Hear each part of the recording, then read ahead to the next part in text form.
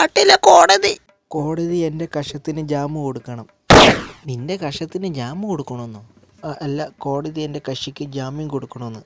കൊടുക്കത്തില്ല. അതെന്താ? ചുമ്മാ എന്തെങ്കിലുമൊക്കെ നേരമ്പൊക്കെ വേണ്ടേ? ഇയാൾക്ക് എന്നെ സംശയമോ ജഡ്ജിയമ്മാനെ?